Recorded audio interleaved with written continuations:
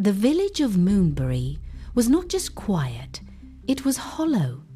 Mia sat by her window, watching the moonlight pool on the floorboards, listening to the lack of wind, the lack of crickets, the absolute absence of life. Then it started. Tap, tap, tap. The sound was sharp, rhythmic, and impossibly close. She pressed her palms against the glass, searching the dark garden below. Nothing moved. The air in the room felt heavy, cold against her skin. Tap, tap, tap. The sound did not come from the window anymore. Shadows birthed a terror.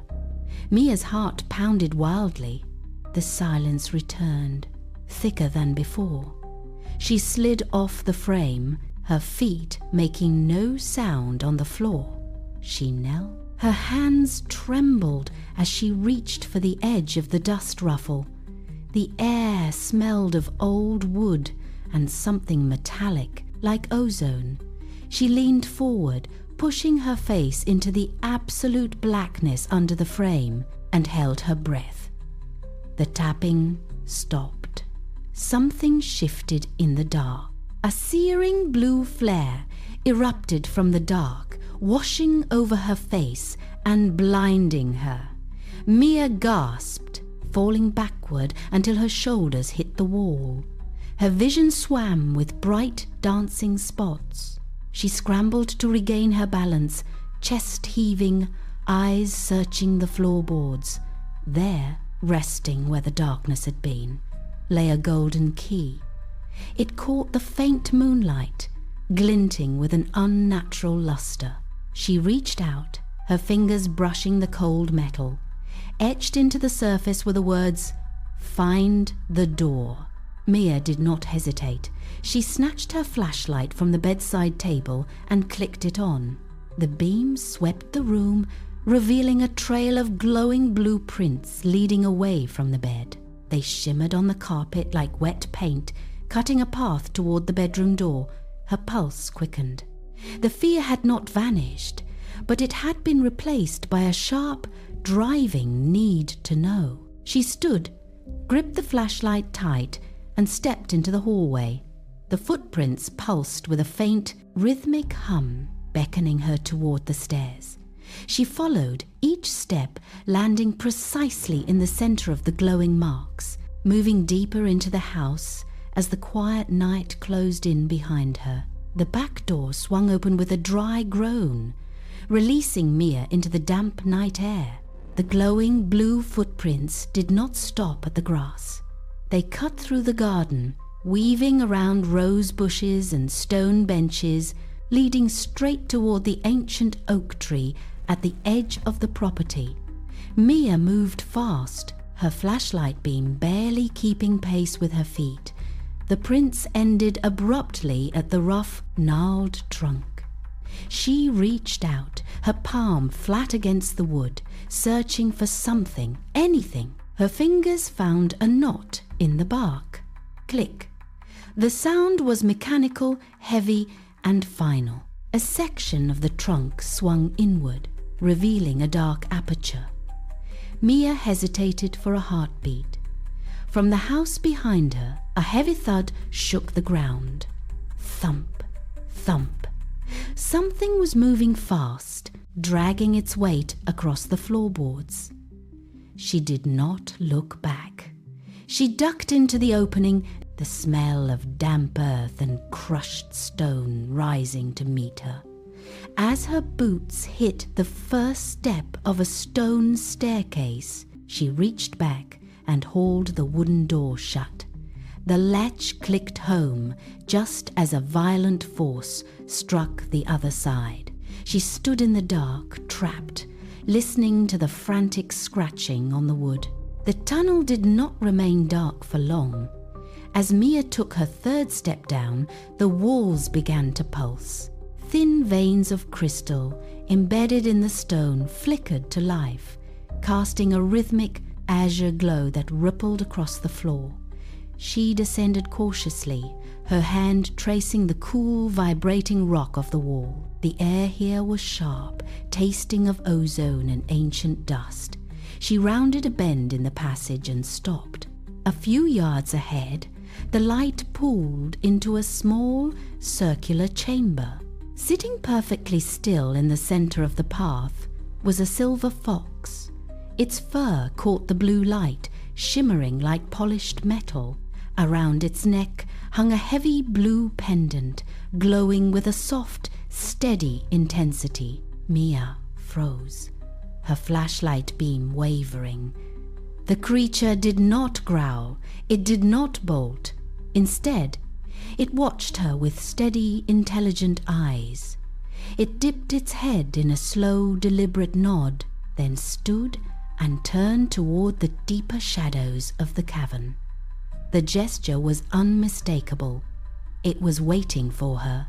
The frantic thumping from the entrance seemed to fade into the stone, silenced by the sudden presence of the guide. Mia took a breath, lowered her light, and took the first step toward the fox. The silence shattered. A jagged fracture appeared in the stone ceiling above them, splitting the rock with a sound like a gunshot. Dust rained down, stinging Mia's eyes. She coughed, shielding her face with her forearm. The fox let out a sharp, sudden yip and bolted forward, its silver tail a blur in the dim light. Mia didn't think. She shoved off the wall and ran. Behind them, a screeching sound tore through the air, a sound of metal grinding against bone. It was close, too close. Her boots hammered against the uneven floor, the rhythmic pulse of the crystal walls now flickering in panicked, erratic bursts. She could feel the vibration of heavy, rhythmic impacts shaking the floor beneath her heels. Each stride felt heavier than the last.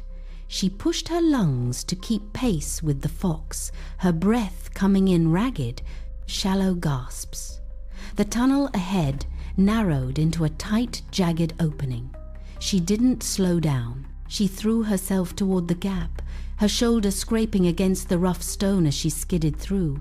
The screeching grew louder, a piercing, discordant wail that vibrated in her teeth. She hit the floor of the cavern, scrambled to her feet, and looked back at the darkness, her heart hammering against her ribs. Mia stumbled into the vast hollow space, her chest heaving. Before her stood a massive door carved from a singular, translucent crystal.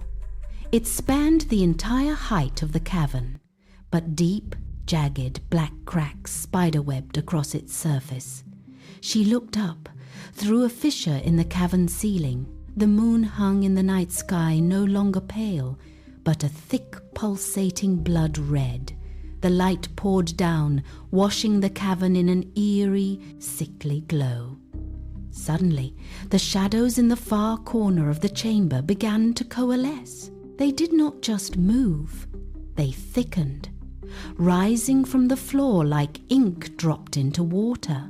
A towering mass of pure darkness detached itself from the wall. It had no defined shape, yet its presence dominated the room.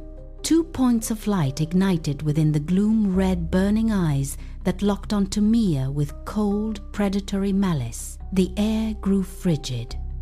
The creature let out a low, vibrating hum that rattled the loose stones at Mia's feet. It took one step forward, then another, its form shifting and churning as it prepared to strike.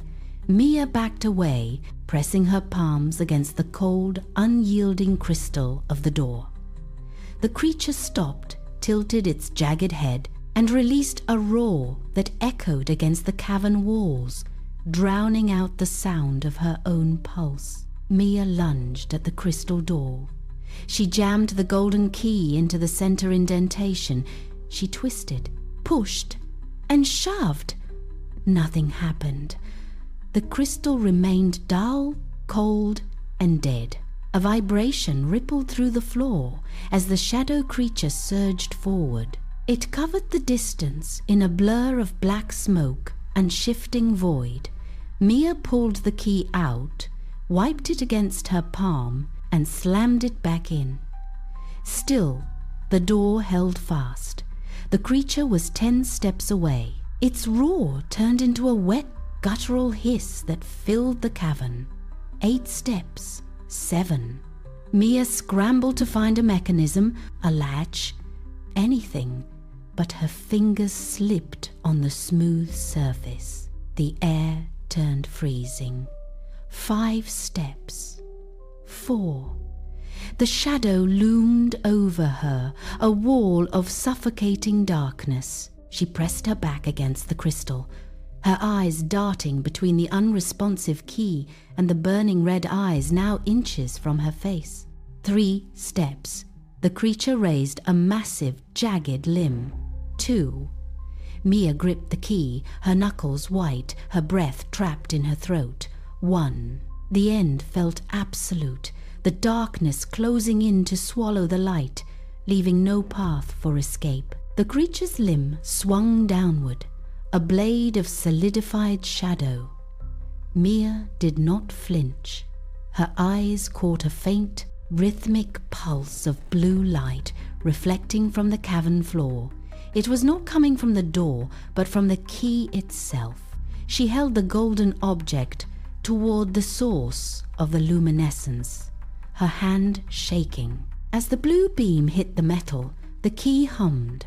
A high-pitched vibration traveled up her arm, snapping the silence of the cavern. She thrust the key forward into the center of the crystal.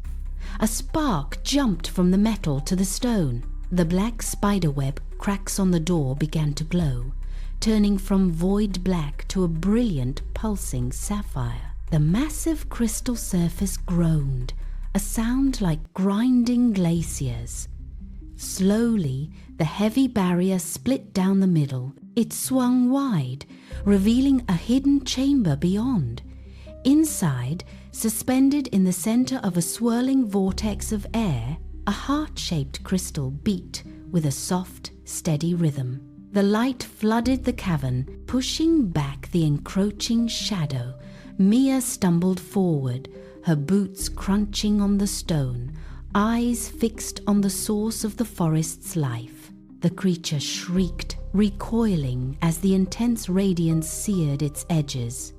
Mia stood at the threshold, the golden key still warm in her grip, finally seeing the truth of what she had been sent to find. The silver fox darted past her, scrambling across the stone floor toward the floating heart.